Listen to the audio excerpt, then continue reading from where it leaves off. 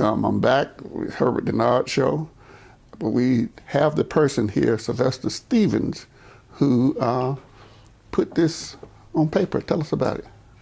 Well, it was actually inspired by a poetry book I wrote titled Am I Black Enough? And the characters, they're all familiar or unfamiliar with these characters from people from our past. And I just put all of those characters together because it was something I wanted to say. And the eventuality is our time has come. This, where did you go to college?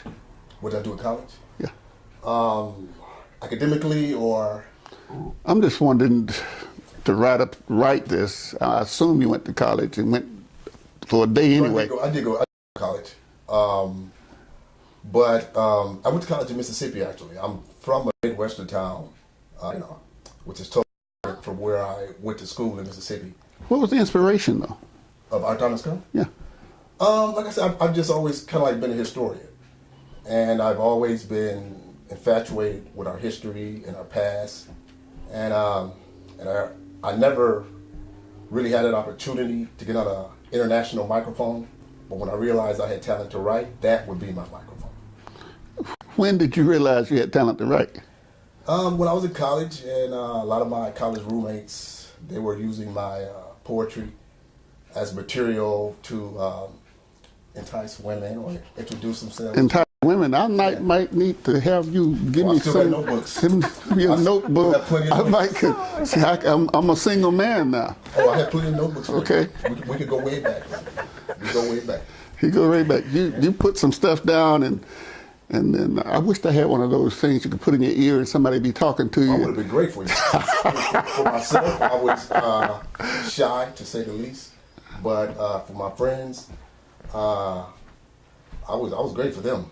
They used my talent to the limit. And so just expanded from there. You wrote poetry, and then how did you get the backing for this play? It was a lot of people could write, but a lot of people, when I heard that you would be going to all of these different cities, you must have some backing. Well, what we did, there's a co-producer. What we did over the years, we've been working on Our Time Has Come. We actually performed it 10 years ago at the 14th Street Playhouse in Atlanta. And over the past 10 years, we've been producing plays on our own. And then we just finally got an opportunity where we put all our resources together. And we are actually producing it ourselves. That's super. Yes. So where do you hope this will go, perhaps to a movie? We've already written a screenplay. And like all pieces of all material, you don't really want to ever put a ceiling to it. But we're hoping with a particular piece like this that we could get it on Broadway. And of course, if it could become a screenplay, we think not only would it be great for our society as far as entertainment, we think it could have social repercussions for generations to come. When will this run end? Right now, it's scheduled to end in Los Angeles at the Wilshire Bell Theater the weekend of our presidential election. That'll be our last stop. Now, based on our popularity and the demand, we may go into 2013. But right now, we want it. That's where we're scheduled to have our final performance. Okay. How you watching it? How does it look so far?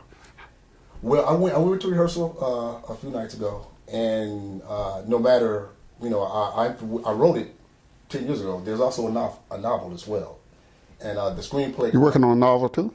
No, I'm actually a novelist. That's my primary job. I'm a novelist, and the play it's a novel. It was based off the novel. Our Time Has Come of the same title. I have 4 novels. My 5th will be released this year. But you have 4 novels? Yeah, I have 4 novels and best-selling author. Tell me a little about that.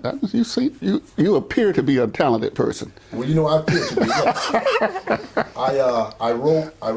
I started off, as I said, writing poetry books, and then that expanded the stage play Our Time Has Come. And from there, I was asked by a publishing company if I would like to adapt the stage play into a novel. And Our Time Has Come was my first novel. And from there, I did a series of books based on the Office Girls series. And now I'm transitioning more to youth contemporary with my next novel. And back to the rehearsal of the stage play. I went to the rehearsal Thursday night. And as I was saying, no matter how many times I see it on paper, when you see it in its actual form being brought to life, it's like I don't see myself as the creator of the work. I see myself as a spectator, because it's always a different form when you're looking at it like on your computer screen, and then when you see these talented, gifted actors like Tamyra and Darius and the rest of our cast, and also you have a great director, and it takes a bunch of different components that I'm very greatly appreciative of everybody coming together to make this work. And as I said, like my co-producer, Terry Staples, and everybody else involved in what we're doing. And when you see all of these things, because it began with a concept. So when you see all of these things come to life, like I said, it is like you being a playwright or a writer, and it goes like it takes on a different. Okay, Our Time Has Come. Our Time Has Come. Directed by Nick Starr. Nick Starr, talented, great director. And featuring Tamyra Gray. Tamyra Gray from American Idol. And featuring Darius McCrary. From everything. The Young and the Restless and Family Matters. Yes, he's been performing since he was that little kid on Mississippi Burning. He was at, wow, you have some talented people here. Oh, yeah. And this will open the 14th? February 18th. February 18th. At 14th Street Playhouse. And it runs through March Are people buying tickets in advance? Yes. Yes. You can buy tickets in advance. Well, that sounds marvelous. Yeah, that sounds marvelous to us too. Right, and so you expect to, I've been to some plays, I've been to some even movie theaters. When the movie is over or the play is over, people stand up applauding. You expect that? We expect people to come out crying. Yeah. Expecting people to come out inspired and encouraged And they're about their laughing. contribution to society, of what they can contribute.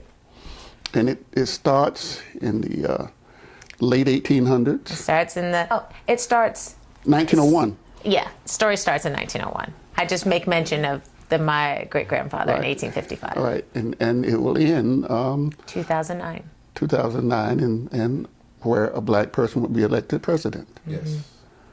Sounds like a marvelous story. It is marvelous.